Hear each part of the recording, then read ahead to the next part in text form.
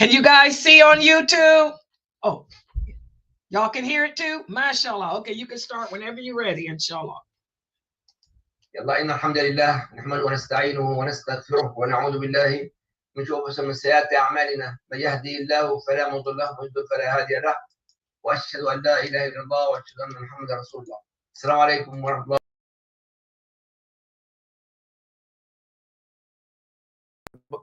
كثيرا. The topic, my dear brothers and sisters, today is a unique topic. We're not going to speak about children, and we're not doing about ourselves now. Everyone about your own self. How to be a legend. If something I'm dying, who gonna remember me in the good things? Speak about me good. And as always mentioned, our example, Rasulullah sallallahu alaihi wasallam. Now, when I say Rasulullah or Muhammad, everybody say sallallahu alaihi wasallam. Everybody say. And I say Abu Bakr as-Siddiq radiyallahu anhu, Umar radiyallahu anhu. Always Sahaba. Why? Because those is a role model.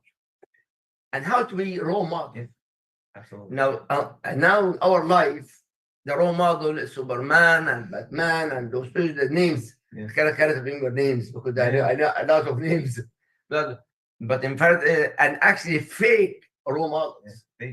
Fake role models. But Rasulullah, the Sahaba, the companion, are real role models, number one. Number two, us.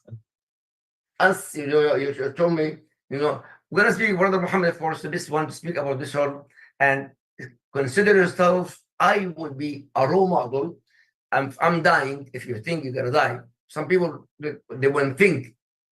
Some people say, oh, no, I'm not going to die. Yeah. But believe it or not, Imam Shafi'i said, give me attention. Imam Shafi'i said, ما بين غمضة عين وانتباهتها, between the blink of the eye, Allah يغير من حال إلى حال, change situation from a situation to another situation. Blink of the eye. And Allah said in Surah Al-Rahman, كل يوم هو في شأن. Allah makes the situation different than situation in blink of the eye. Number one. Number two, right now I'm living in Florida. Sister Layla in Ohio. So, we know what's going on right now in California. Yeah. California, the best area, the most rich area, blink of the eye, and still that same going every day. Plus, even rain came, the smoke of what's going on in California, that diseases. Yeah. So now you want to be a role model as a Muslim. Brother Muhammad, let's speak about this. Of course. Assalamu alaikum first. Always good to see you. Inshallah. Please, brother. I think, like you said, one of the things I do in my groups when I talk to the older kids, especially the older kids, younger kids, middle school, high school kids, they're not really in that mindset right now. But when you're talking about the older kids, right, and parents, I always kind of, towards the end of the conversation, towards the end of the group, I always say, I want you guys to really think about if you die tomorrow. And I'm asking everybody online as well. If you die tomorrow, what will the world remember you by? Yeah, I love that. Yeah. Right. But it is very important here. What exactly the people speak about you if you pass away, Yeah. if you think you're gonna die?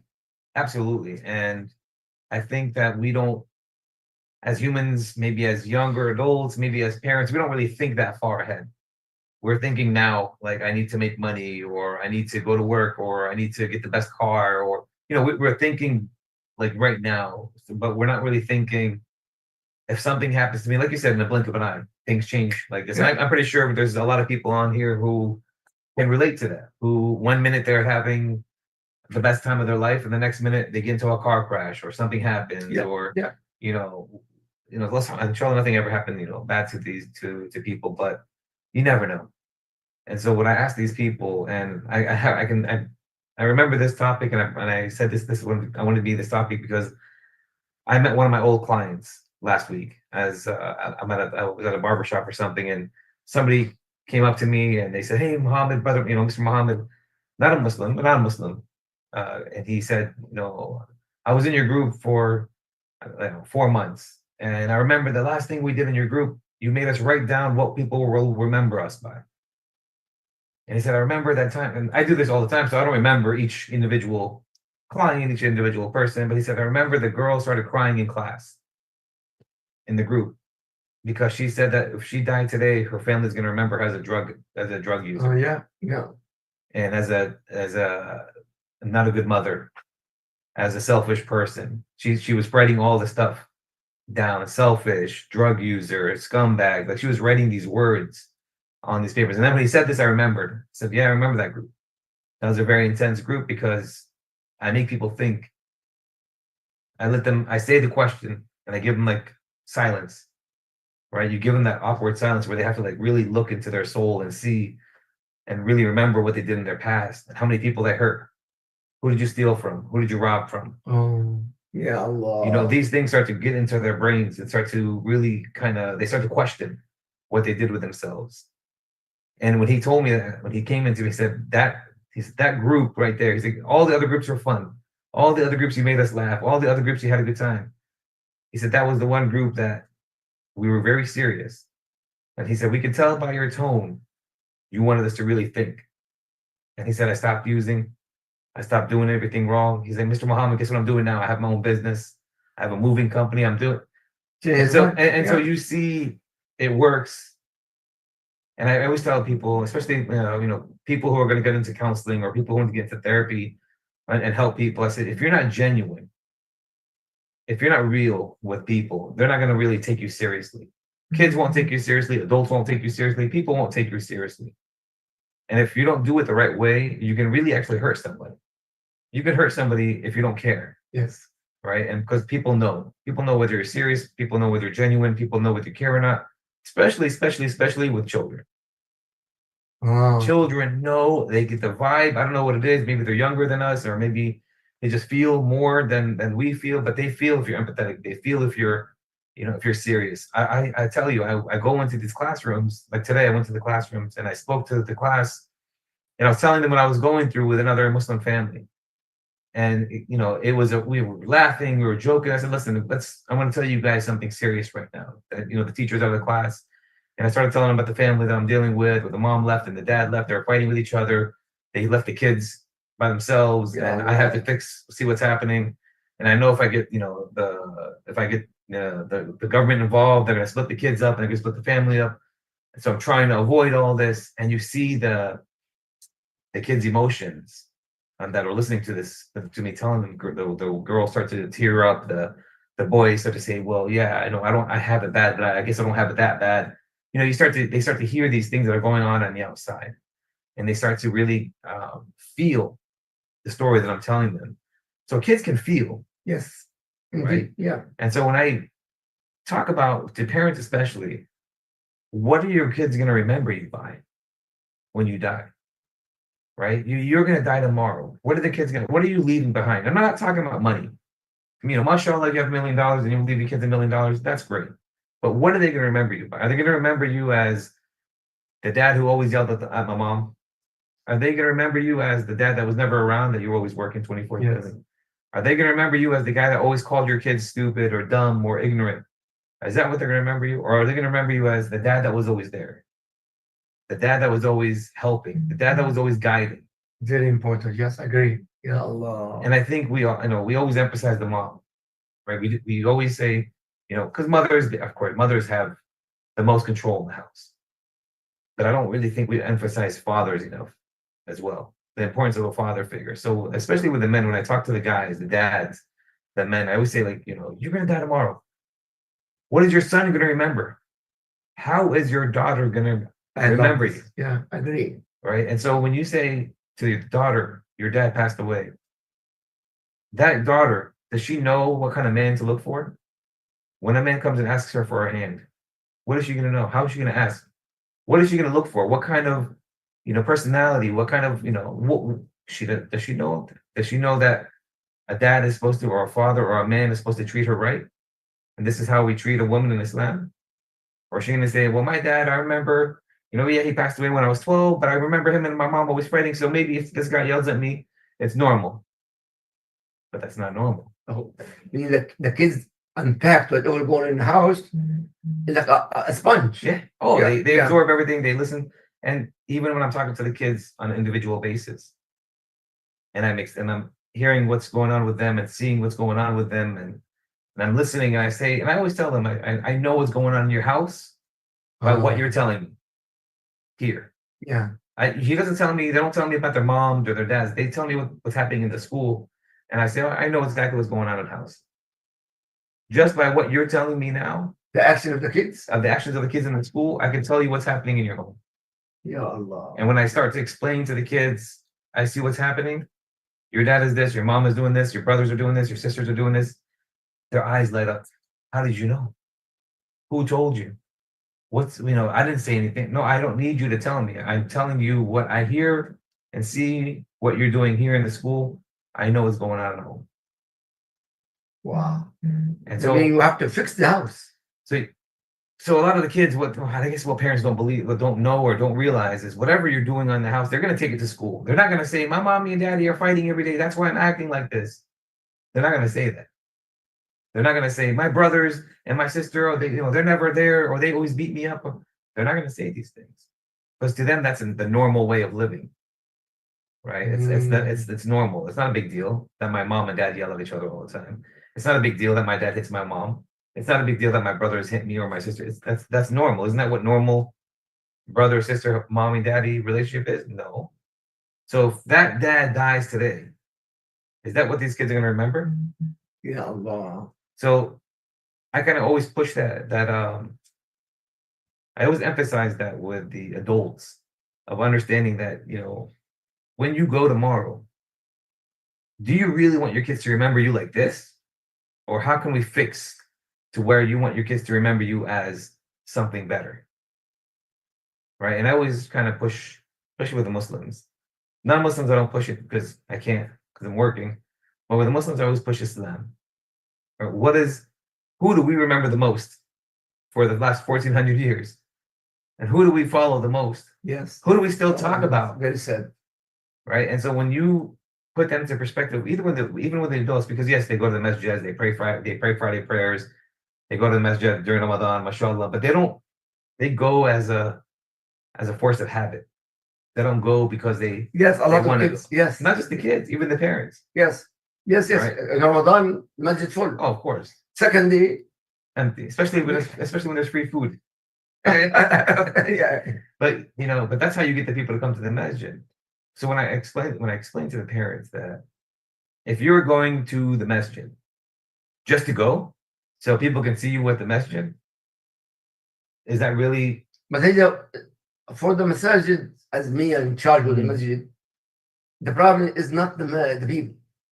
With all my respect, every imam, number one, and every community in the masjid community have to work. I mean, for example, how in the masajid, masajid, the problem, the majority of the masajid make an election. And those boards, I challenge you, for example, in our area here, I challenge you, everyone in our area, in the board, know about knowledge about Islam. They don't know. I challenge you. No, yeah. And that means that's the problem. Well, it's more of a Plus, popularity. the imam, if the imam can control by the board, don't worry about the community is gone. Yeah. But if the imam have a knowledge, and the imam give knowledge to the community with respect and honor, Of course. and honor, the problem is solved. Well, here's my take on the masajid. I heard a couple imams, they talk about this topic, when I go to Fridays, because I go to different masajid on Fridays in the county, for my work, and also I like to see the different masajid and see the different imams and see maybe there's an imam out there that's going to talk what needs to be said, what needs to be said about certain topics and what the topic is today. And are you going to talk about it in the way that you're going to grab the attention of the kids, grab the attention of the people? Because that's what you get. You have that 1 hour with these people. 1 hour with these people. So how are you going to push this? And I listened to this imam talk about this. The same topic we're talking about right here. What will you be remembered as? And he brought up the stories. He brought the Prophet. He brought up all this stuff. But he was so dry in his presentation. He was very blah, very boring, very Yeah, monotone. yeah. So I take time and I look around the masjids, and you see the guys on the walls, and they're sleeping, and so you as an imam, not even as an imam, as a public speaker, because I do a lot of public speaking. I go to different masjids, I go to different schools, I do a lot of different public speaking events. When I'm doing public speaking and I'm up on top and I'm watching my crowd, I'm seeing the crowd, right? Because you're looking down and you're seeing everybody. If I start to see 5, 6, 8 people falling asleep, I'm doing something wrong. I agree. Right. Yes, So yes. I need to step up my game and say, okay, look, and you raise the tone up. You bring some excitement. You wait one person, 2 people, I get it. Maybe they had a rough day at work and they're falling asleep. But 8, 10, 12 people falling asleep while you're giving the lecture for Friday prayer, you're doing something wrong. And so we have to talk about these certain topics in a certain way. Right, when you're talking about Ramadan coming up, because all the kids in the masjid and the schools, when I go to them, when Ramadan's coming, Brother Muhammad, please don't talk about fasting because we just talked to the imam about fasting. We don't need, we're so tired of it. We know that we have to fast, brother. I'm like, oh, okay, I'm not gonna talk about fasting, but and then we talk about other stuff, and then I say, hey, just a heads up, guys, just so you guys know, for my Ramadan, I know you guys don't care about me, but I'm gonna tell you what I'm gonna stop doing is and I tell them, the month of Ramadan is going to be my start to change this habit, and then I leave. To be a legend. To be a legend. Yeah. Yes. To be a legend. I'm going to change this. I'm going to change that. I'm going to stop. And so one of the last year's topic when I talked to them about when I talked to the kids about Ramadan, I said my goal this Ramadan is to try to go to different masjids for Taraweeh. That's going to be my goal. And they don't want to hear this. That's about. Give me a goal that you guys want to accomplish. And mashallah, you have some kids that say, I'm going to try to read the whole Quran, and I have another. I'm going to try to make sure I don't sleep during the day. I'm going to try to keep working. I'm going to try to keep studying. I'm going to try to keep focusing. Okay, good. Alhamdulillah. The little things, maybe to me, to you, to the people out there, little things of staying awake all Ramadan, like staying awake all day, not sleeping and cheating. They consider sleeping during Ramadan days cheating. A lot of people, actually, kids, even adults, I don't know, but then mostly kids, after Fajr, they sleep until Maghrib. Especially on Saturdays and Sundays when there's no school or when they take off. What is the benefit of fasting? And so what about the Salah? What about the Salahs? what about the feeling of hunger, the stress of. But also, with all my respect, brother, household. The household, of course. The household is the biggest thing. And so also, and this is talking to the kids, they'll tell you, well, my dad said the imam over there is not good. Or my dad said that this. And so I get frustrated with the parents when you're talking about these kinds of things to your children, right? Because let your kid get his own judgment on the imam. Don't throw your judgment, because that imam might not be good with adults. He might not know how to relate to the older people, but he might be really good with the kids. So you and pushing your idea on this imam on your children is going to really impact that kid. Now he's going to start to think, and this is one of the things the kid told me. I said, why do you have a problem with this teacher? Well, the other teachers told her to watch out for me because last year I was a bad kid. So the other teachers told the new teacher that you're a bad kid. So now you were going to give her yes, I am a bad kid. You're going to show her, yes, the teachers are right, that you are a bad kid. No, I might as well be because all the teachers told her already. Ya Allah. And so I said, no, this is crazy. Yeah. Why are we doing this? Yeah. Do you want to be remembered as the person that's backbiting and talking trash about somebody behind their back? That's how you want to be remembered? This is a problem. Yeah, I agree with you. I mean, those kids, there's no role models.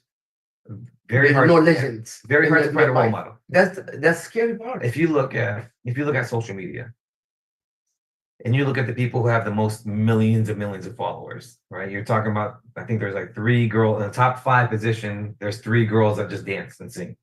Dancing and singing. Those are the 3 top girls. I think 3 or 4 girls on the top 1, 2, 3 who are like the best, not even the best. They lip sync. They don't sing. They sing other people's songs and they dance. And so these kids, our kids, are following these people as these guys are the role models. To imitate them too. To imitate them. Ya Allah. And so you're asking yourself, that's your role model. And they want these people who have 500 million Ya followers. Allah. They want these followers. They want these people, like these 5 top people. They should say something about this, and they should say free Palestine. They should say this. Why? These people are nothing. These people are not important. These people are just singers and dancers. These people aren't even important. Why do you care so much about what they think and what they say? And what these kids don't really understand is these people can pay you for followers, right? There's people out there who you can get, hey, give me $20 and I'll get you 10,000 followers. Give me $50 and I'll give you 15,000 followers. Really? Yeah, it's a thing that they do in Instagram and all that stuff. If they want to boost your profile, if you want to do, there's ways of doing these things. So I have to explain to these kids, these aren't real role models for you. These are not real people. You think these people care about you? You think these people really, oh, I see Brother Muhammad, he needs a house. You know what? I have $1 billion. Let me go buy Brother Muhammad a house. They don't care. They look at people like Elon Musk and they look at these people who have all this money. Oh, Elon Musk and Trump, they're going to fix the world. These guys don't care about you. These guys have enough money to give everybody $1 million and buy them a house. You think they're going to do that? They can solve all the problems with all the money they have. You think they're going to do that? No, because problems that we have make them money. Yes. So I have to explain to these kids, like, get out of that mindset. But also parents. It's And- not all kids. Yeah, we talk about the kids, but the parents, they do the same thing. Oh, this guy's going to save they're going to go to the Middle East. They're going to stop all the wars. Who are you kidding? The only person that can stop all the wars and the person is Allah subhanahu wa ta'ala. Like, No. we don't even care. Like, we don't even help ourselves.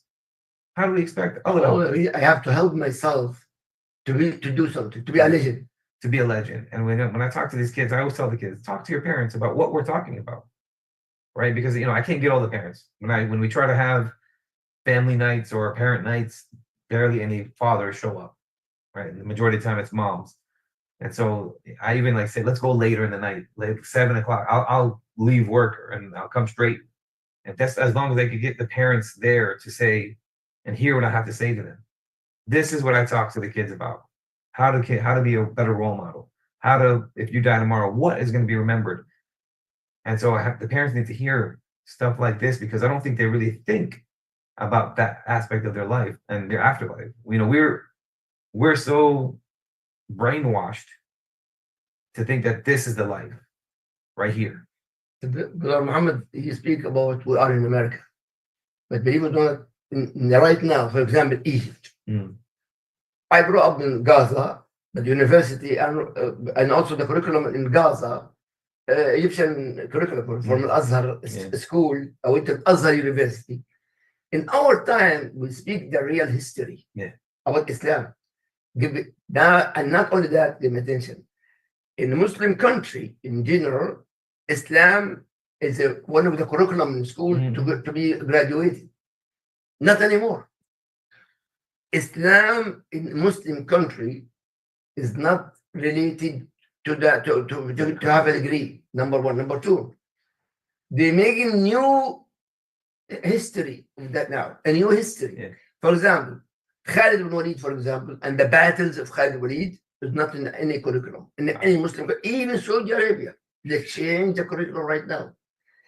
And any سنة غزوة رسول بدر غزوة أحد غزوة الأحزاب not anymore in Saudi Arabia.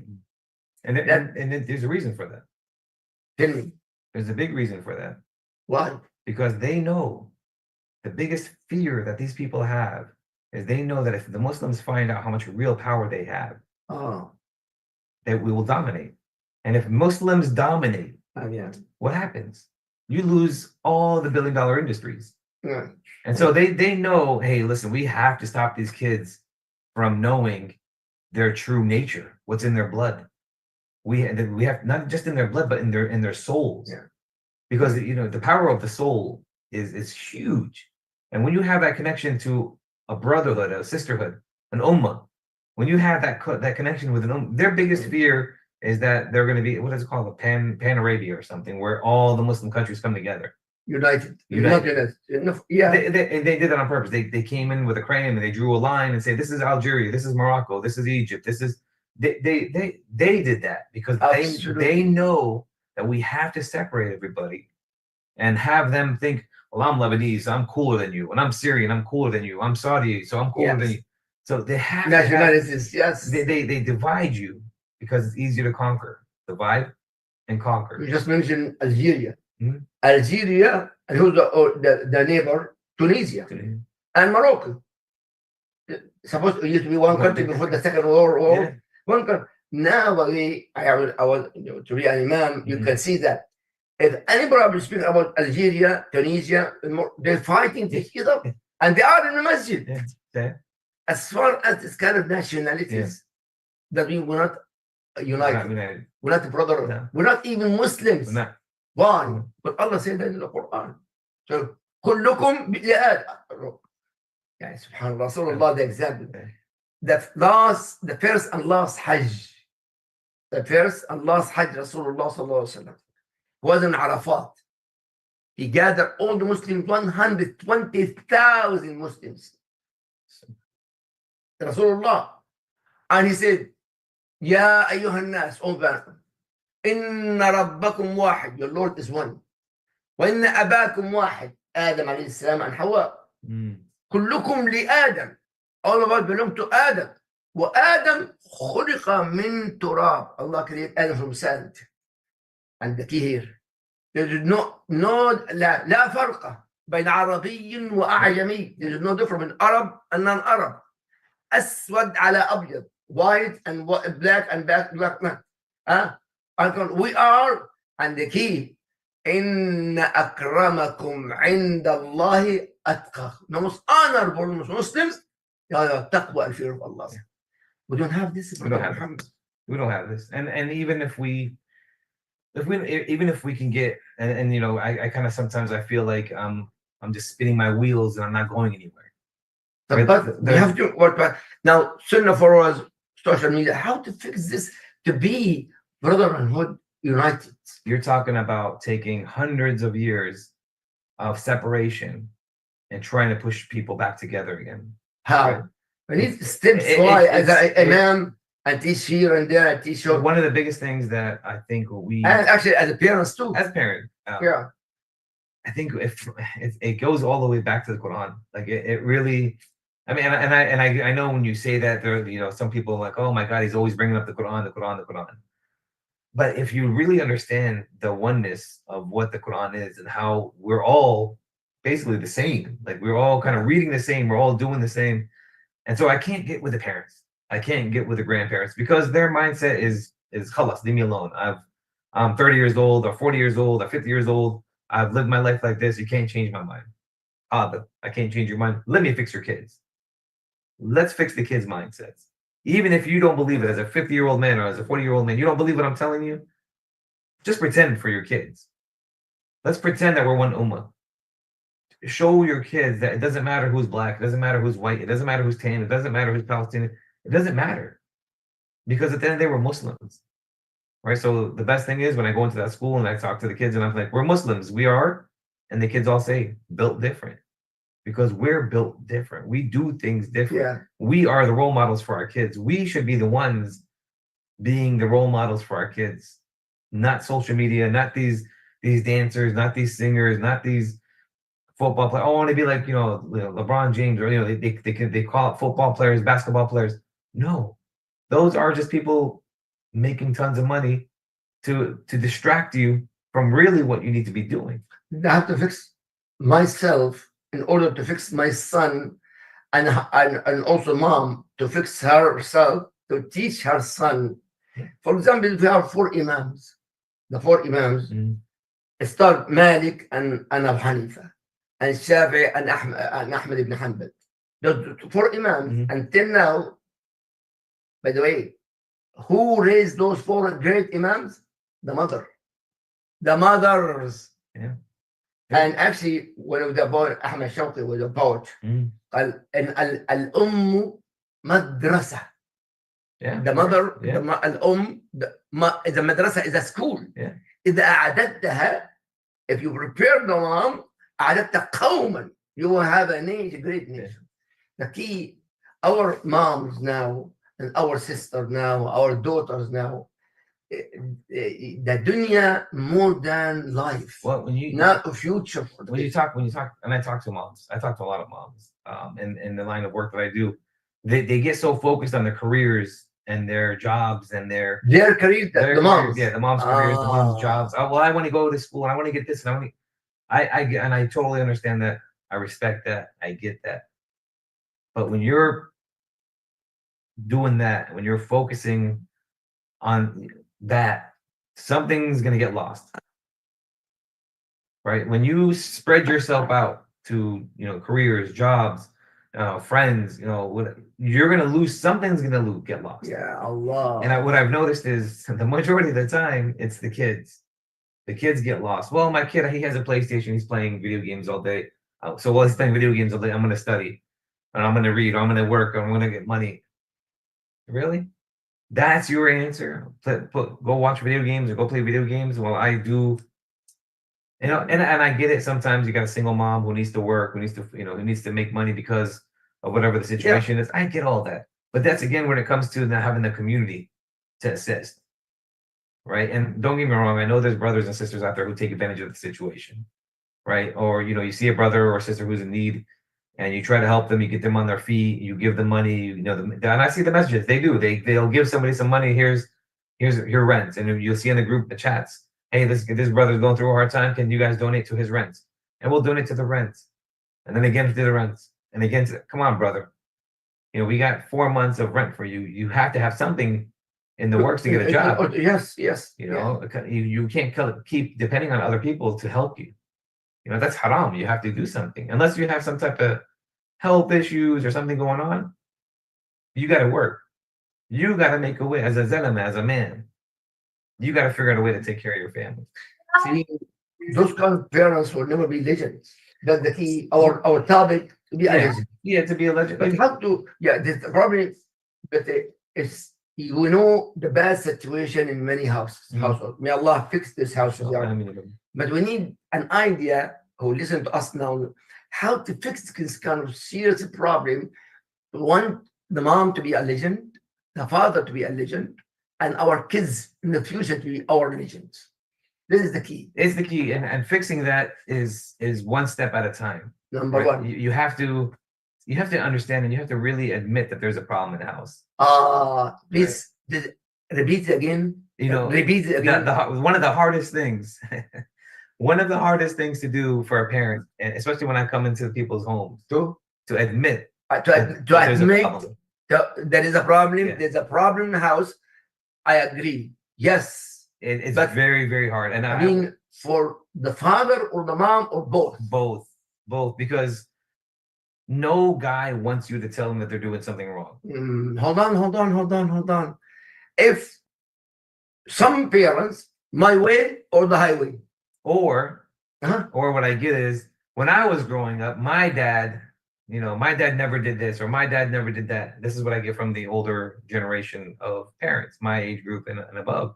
My dad never did this. My dad never did that. My father was never. Why should I? Why can't they be like that? Well, brother, when you were growing up, it was a different time. When I was growing up, it was a different time. When you were growing up, I said, but now the kids require more of your attention, so they don't get the attention from somebody else. Actually, for sure, they adopt some other ideas from for the online. Oh, online. That's the best form of attention. Yeah. I want people to like my video. I want people to like my pictures. I want people. We have to fix the problem. So you step one is admitting. Admit the problem in household. In the house. Individual. Yeah. Individually with the family members, the mom or the dad, wherever the problem is. Hold on now. Before I know that's very important because I'm facing this here and there. So both of them, my way. I am right. I'm right. Then we have to go to consulting, to advice. But my advice not the sheikh, because not all the sheikh know. No, and that's, I guess maybe we should have a seminar for the sheikhs, the shuyukh. Actually, every year in Texas, Texas Dawah, the last day of the not Texas Dawah, astaghfirullah, Amja, the Muslim Amja, the last day, Monday, Okay, people professional. What kind of problem in the community and to fix the problem. Yeah. And of course with the colors and this and that. And should now, by the way, the AMJA, the Muslim Juristic of America, this last year, for the first time, a lady speak. Used to be only imams. Yeah. Now anybody, and this year I believe going to be in Dallas. I'll let you know inshallah next week. And believe it or not, professional people dealing how to fix the problem in every community.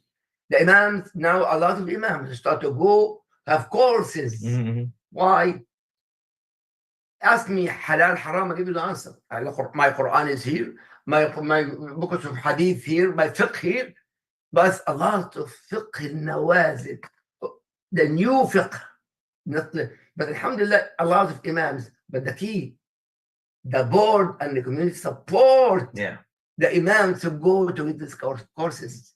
And you also have to do, and this is something I talked about actually today with another one of my colleagues, was that, you can't really train personality. No. Right. And so if you're a professional in the sense of, you're a counselor, you're a therapist, you're an imam, you're a sheikh, if you don't have that personality that and you know yourself better than I know myself, like I can't deal with kids, I'm sorry, or I can't deal with the adults, or I can't deal with divorces, or I can't. As an imam, you should be able to say, listen, I know the knowledge of divorcing, I know the knowledge of marriage, but I don't think I'm qualified enough. Maybe I'm not married, or maybe barely to when the imam will say, everybody I know. Everybody says I know. And the majority. And it's funny. And what's funny is I'm the first person to say I don't know. Because I would rather say I don't know and let me get back to you. Let me go find somebody who's more knowledgeable, and then I'll come back with the answer. By the way, remember we have 4 imams. Imam Malik, we're in Medina al-Munawwara, Saudi Arabia. And people in Morocco, they have 60 questions. Astaghfirullah, 100 questions. And person travel from Morocco all the way to Saudi Arabia to Medina. With what? With the camel. I mean, to ask Imam Malik the question, and for that person to go back to Morocco to give the answers. Guess what? That's how you're supposed to do it. And guess what? They ask the question number 1, Imam Malik, I don't know. I don't know. 40 questions, he gives 60 answers. 40 questions have no idea. And he said, what? I'm not a prophet. Yeah. I'm not a Sahabi. I am not seeking knowledge. And the key admission. And he admit, I do not know. And he's a great imam. It's not shy, Brother Muhammad mentioned that. It's not do not be shy to say, I don't know. Let me come back. Let me go learn. Let me go ask somebody, and I'll come back. Believe it or not, sometimes asking people about the mortgage and this and that, the majority I go, let me go back. Yeah. Go to my library. If I do not find my library, I go to contact this person. Exactly. Why? Now I want to know to answer also to teach the other. I admit. Absolutely. Sometimes I did something, and somebody was my brother Ibrahim, you say so and so. I said that. Yes. No matter, sometimes I recorded. Yeah. I was wrong. I was saying so and so and so. I was wrong. Yeah. The right answer 1, 2, 3. Yeah. The key, I have to admit my household, my community, my work. Yeah. I have to admit my mistakes, but not everybody. Nobody wants to admit it. A lot of people don't like to teach us. A lot of people, especially for men, I think we don't like to not know. No, brother, be fair. Come on, be fair. I'm gonna be actually sister too. Okay, I get, but I'm going up against the men now because we never want to admit that we don't know things, or we can't fix things, or we don't, or what I'm doing is I'm doing it the right way. Khalas, it's my way, and I'm doing it. So when somebody like me comes into your house, and I just honestly, when I go into the home, I listen for about 20-30 minutes. I listen to all of them talk. I see the facial expressions. Oh. I listen. I'm listening. I'm gathering information. I'm assessing the situation. I'm looking at the kids' facial expressions, the non-verbals, right? Like, the eyes lit up when the mom said this, or when the dad spoke, their eyes got sad. I look at these things to see who has the problems in this house. And after 20, 25 minutes, okay, guys, I think I got it now. I think I understand what's going on here. And I'm very blunt. I'm very, very honest. You got a problem. You're doing this wrong. You're doing this wrong. And it's maybe 10 minutes of me making them admit that there's a problem. Yeah. Well, we don't have a problem. When I was growing up, my dad never told me he loved me. My dad never spent time with me, or even the daughter or the mom. Yeah. You know, my mom never did this, and my mom and dad never. Well, brothers and sisters, I'm sorry, and this is for everybody. It was a different time. Yeah. It was a different time. Our kids You're required. right. Wallahi, you are right. And let me say something real quick before we jump on something else. The most best thing that happened is when I see the parents admit that there's a problem, and I see the kids say Alhamdulillah. Allahu Akbar. And the kids say, yes, we've been saying this, mom and dad. We've been telling you guys this for months. We've been telling you this for years. You finally say you finally admit that you had a problem, that you guys are the problem. You admit that you yell in front of us. You admit that you talk about people behind their backs in front of us. You admit. And so what ends up happening is so much respect is gained back up from the kids to the parents. You know, I agree with you. and that's the best. When I walk out of there after sometimes 3 hours, it gets very long time. When you leave and you see and you feel when I walk in and there's tension and there's anger and there's frustration. Yeah. And then when I'm leaving, it's like they feel good about each other. They love each other. The crying, the tears, and then the father or the mother who walk me outside and say, you know, brother, we wouldn't have been able to admit that we had a problem until you pointed out like the way you Admit. Yeah. Brother, when people come to me, problems, Mm. husband and wife mostly, my husband and wife, wallahi, the key here, I do what I do. By the way, I never went to the course to that. I'm planning to go for the course, by the way. Inshallah, that's good. Yeah. That's what something very important, very, very important here. The couple come to the house, to the office, or sometimes to the house here. Yeah. What my rules here, the husband speak, the wife speak, and only speak, and she speak, and I give actually a notebook, and write what you want. And who gonna speak? She speak. Normally she speak. She speak, and finish. Yeah. Me, I just notes. And then the man speak. He what? The key. Both of them, they listen to each other. Yeah. They listen Yeah. to each other. Yeah. And back and forth. I didn't speak. Mhm. I'm supposed to fix the problem in the end. But in the beginning, I didn't speak. Yeah. I speak. Most likely, in what? Take it to Bahama, have fun. Yeah. They fixed the only problems. The key what? Talking. Give attention Yeah. Communication. to go conversation between Yeah. the couple. The kids as well. Yeah. And see, that's what I notice is that the mom and dad, when they talk, they don't know how to talk to each other in a way where you can hear each other. They're talking to talk, and the dads, they're listening to react. They're not listening to really hear what that person is saying. So when you give a chance to a mom to have her say, don't interrupt, let her say her piece. Okay, you spoke. Now it's his turn. Let him speak. And when you have that chance, hey, no interrupting. You know, and you put that control. You have that third person, because I tell people, I don't succeed. If you succeed or you fail, I don't get anything. You're not paying me. Yeah, I agree. All right. And so I'm not here to one way or the other. I'm here to make sure you do succeed, because I know that Shaitan loves to break up a family. Absolutely. I know it. Like you feel it. When you walk into a house that's fighting or that's arguing, you feel the tension and the anguish and the depression and the anxiety in the house. You feel it, and to me that feels evil. So what I tell the parents and what I tell the kids, and when I end the conversation with everybody, when I end the conversation with all of them, the one thing I end the conversation with is, you admitted it, you guys got a problem. That's the first step. Great. Next step is, hey, Let's fix this little by little. Let me show you how to fix this. Now I see, because every problem is different, right? So you can't, there's no one size fits all.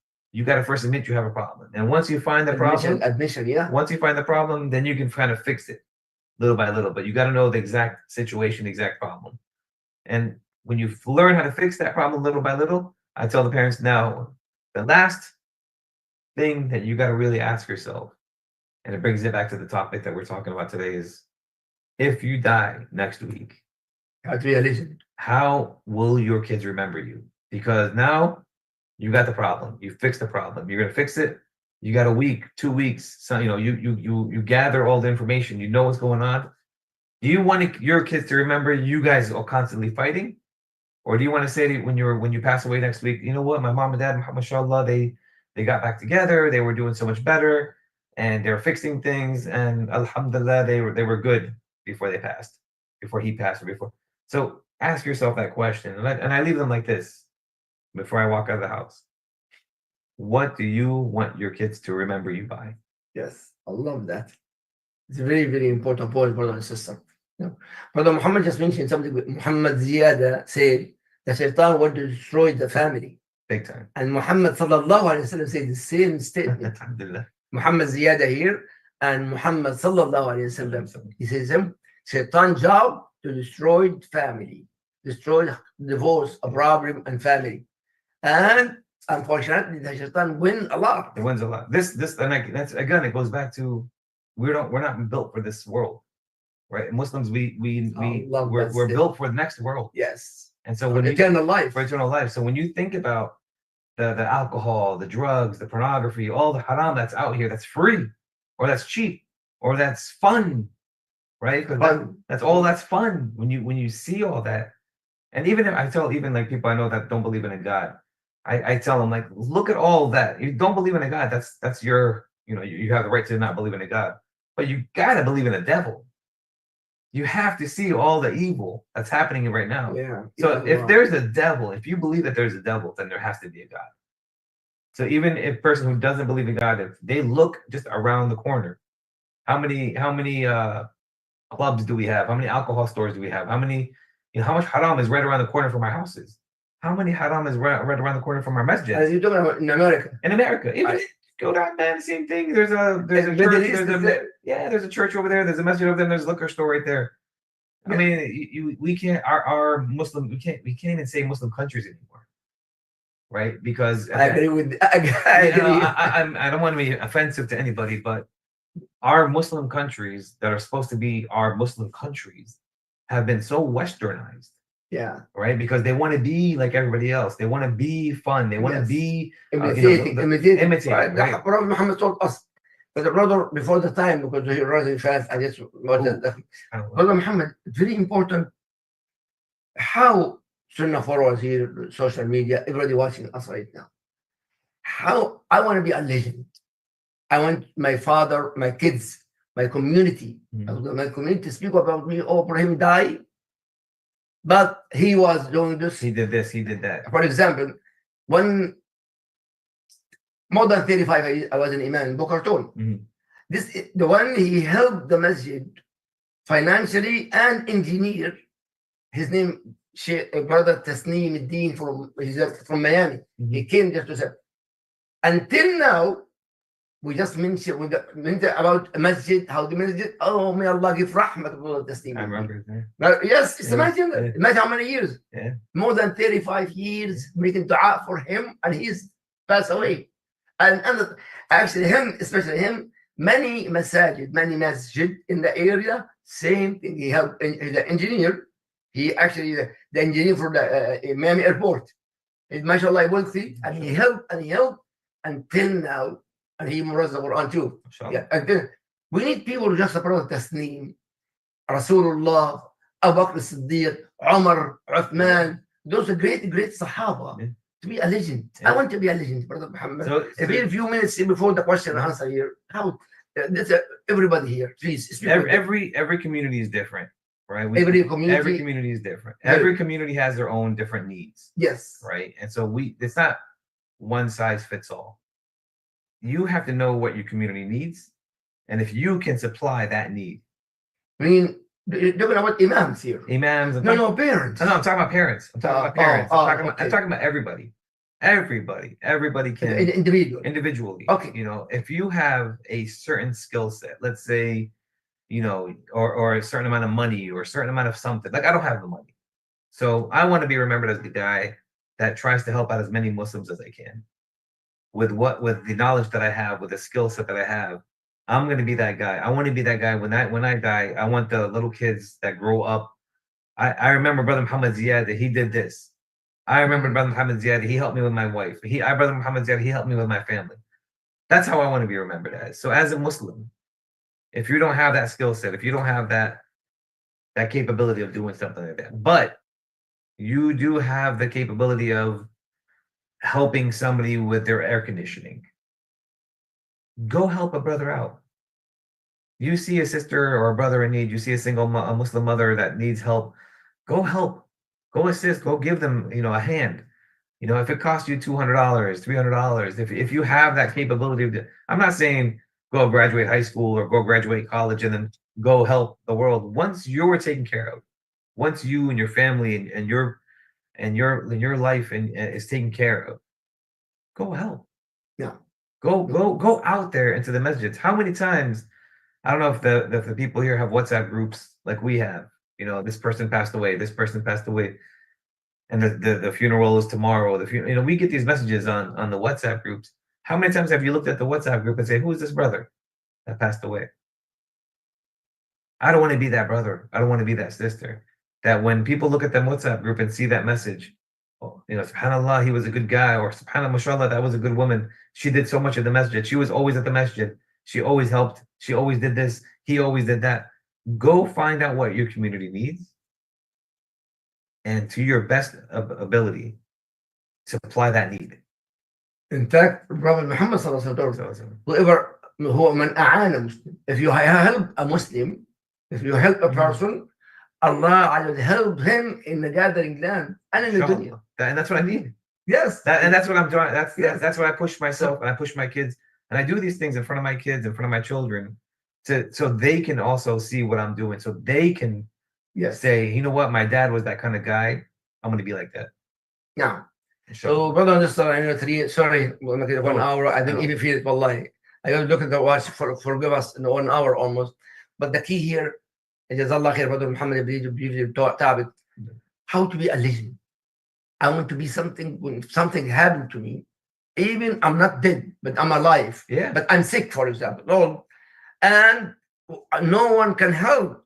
If I'm helping now, that people will help me. My kids, especially my kids. You know, Brother also Muhammad, before we finish here, forgive me, about love. For love. My father, may Allah give rahmah to him, he's a sheikh, great sheikh. But and my mom, there is no way, if my father give me something, I give him something with him, أنا بحبك Ibrahim. I love you, Ibrahim. Imagine, I'm 63, I'm not a baby here. No. In my time, by the way, you have no electricity in Gaza. And plus, now my kids adopted that. My older son, Abdul Rahman, for example, 35 years. My 3 boys and my girls, my daughter. Every time, before Assalamu alaikum, I love you, Baba. بحبك يا Baba. Don't feel shy to do your, especially parents, men. Don't feel shy to tell your daughter, your son, أنا بحبك, I love you. I think don't think it's a weakness. No, it's actually it's a strength. It's words matter. Yes. We talked about that last week, how words make a big difference, make a big deal. And when we talk about words, you know, you can hurt somebody or you can love somebody. You can build somebody up or you can break somebody down. We're gonna rebuild ourselves to be a legend, Inshallah. Sister Layla, she's sleeping.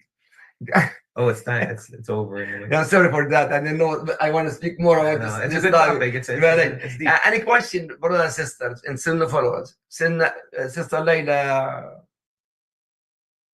Okay, give one. She's streaming right now. Can you give her a second? Thank you. We're gonna charge her 25 cents then. 25 cents each minute. Yeah. Okay. It's a deep topic. Well, especially about kids, Brother Muhammad. It's you know, they're afraid even it's hard, when the problem in the house, they destroyed the family by default. And the kids don't want to talk about it because they're afraid that if they say something, Yeah, especially you. I know you facing this problem in our school here. Yeah. And the majority of this problem, husband and wife problem, impacting for our own kids. May Allah guide our it kids. does. It impacts whatever happens in the house. I think people don't realize everything that happens in the house, whether Yes. you're laughing or joking or having a good time. Because I see it even with my own kids. I have a sense of humor. I like to laugh. I like to joke. I like to make fun of my kids, joke with my kids. And I see that trickling off of my personality to them. Yes. So now they're going to start joking and laughing and Yeah. not taking things too seriously. But that's great. That's all good and fine and dandy. But we also have to push in our deen, our Islam. Okay, I'm seeing my mom praying, my dad praying. I'm seeing this. I'm seeing that. That's what you want your kids Yes. to remember.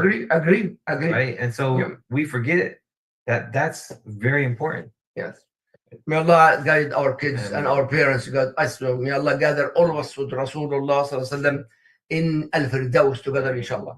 Brother and sister, inshallah, Saturday, 8 o'clock Eastern time, further time, I'm going to start tafsir al-Quran, the explanation of the Quran, and how to apply the Quran in our life.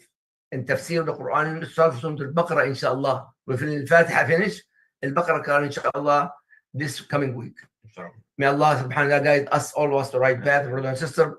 And don't forget, make a lot of dua for the people of Gaza.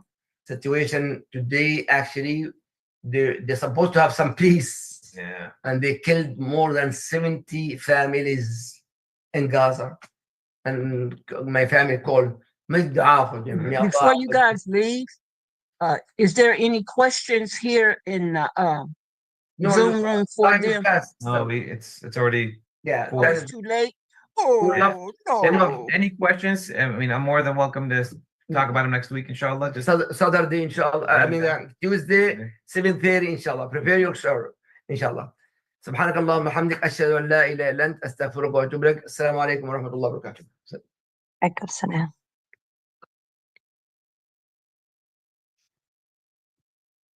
Y'all doggone people didn't have no patent picking No questions. one had no questions. They I know. didn't? I couldn't. What questions do I bring up to him? He covered everything. Oh, so you